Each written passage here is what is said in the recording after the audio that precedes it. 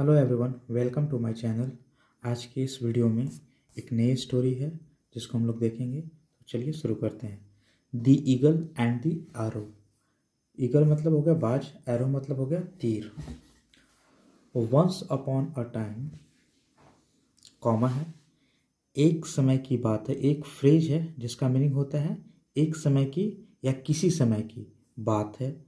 There was a happy and content eagle. Happy मतलब होता है खुश, कंटेंट मतलब होता है संतुष्ट। देयर का कोई अपना मीनिंग नहीं होता है, ये सेंटेंस के सब्जेक्ट बनकर आता है, लेकिन ये डमी सब्जेक्ट रहता है। तो एक ईगल रहता था, बाज रहता था जो खुश था और संतुष्ट था। He had the habit of deeply analysing situations and events taking place around him. और उसकी आदत थी, ही हैड दी हैबिट, उसकी आदत थी। हैबिट मतलब हो गया आदत, हैड मतलब हो गया थी, पास्ट की चीज़ है। किस चीज़ की आदत थी? तो डीपली एनालाइजिंग सिचुएशंस, जो स्थिति थी उसको गंभीरता से क्या करता था? विश्लेषण करता था, विचार करता था। एंड इवेंट्स, और क्या चीज़ को? और घटनाओं को। टेकिंग प्लेस अराउंड हिम, जो उसके इर्द गिर्द में घटनाएं होती रहती थी उसको भी डीपली मतलब कि गहरे तरीके से विश्लेषण या गहरे तरीके से देखता था, विचार करता था उस पर। 10 इस प्रकार, कॉमा है, ही गेन्ड वैल्यूएबल नॉलेज, उसने प्राप्त किया काफ़ी कीमती ज्ञान। वैल्यूएबल का मतलब हो गया कीमती।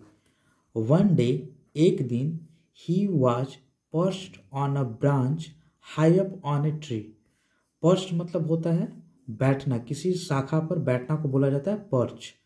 एक दिन वह बैठा था एक शाखा पर, high up on a tree, जो काफ़ी पेड़ में ऊंचे जगह पर था। पेड़ में काफ़ी ऊंचे जगह पर एक शाखा था जिस पर वो बैठा था।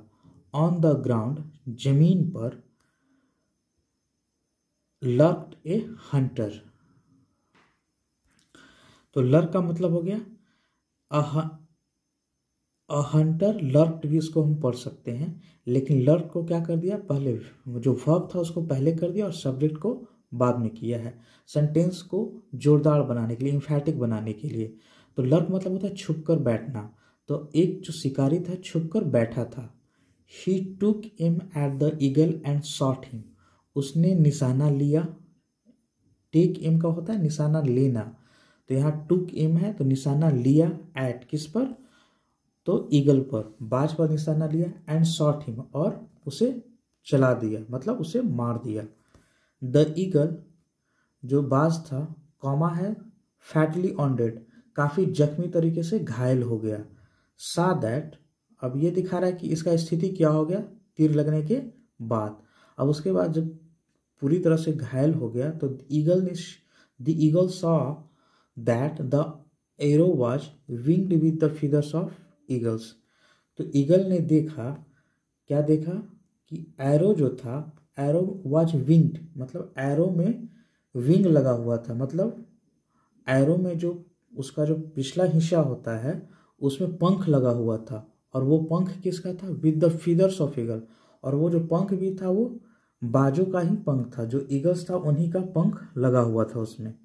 ही came to realise the simple truth about life, उसे अब आभास हुआ एक साधारण सच्चाई जिंदगी के बारे में। उसे एक आभास हुआ, साधारण सी सच्चाई। रियलाइज मतलब होता है आभास होना, केम मतलब है उसे आभास होने को आया, ठीक है। एक साधारण सी सच्चाई जिंदगी की। द ईगल सेड, ईगल ने कहा, how painful are the wounds made by the weapons we have supplied to them. कह रहा है कि कितना दर्दनाक है यह घाव, जो घाव दिया गया है। मेड मतलब यहाँ बनाया गया नहीं, दिया गया है। किसके द्वारा? विपन्स के द्वारा, मतलब जो ये तीर धनुष है उसके द्वारा। विपन्स मतलब होता है हथियार के द्वारा। We have supplied to them, और जिसको सप्लाई किसने किया है? वी मतलब किसके लिए? तो बाज अपने के लिए, अपने, चूंकि उसका पंख लगा हुआ था उसमें। तो और ये जो विपन्स है, देम मतलब जो ये शिकारी है उन लोगों को सप्लाई किया है हम लोगों ने किया है, मतलब बाज प्रजाति ने किया है। The bows taking our lifes are made from our own feathers. जो धनुष हैं जो हमारी जान लेती हैं, आर मेड फ्रॉम जो बने हुए हैं किससे, हमारे खुद के ही पंखों से ये बने हुए हैं। फीदर्स मतलब होता है पंख।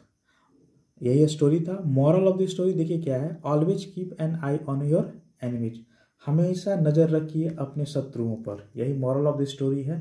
तो अगर आपको अच्छी लगी तो लाइक शेयर और सब्सक्राइब जरूर कीजिएगा। Thank you very much.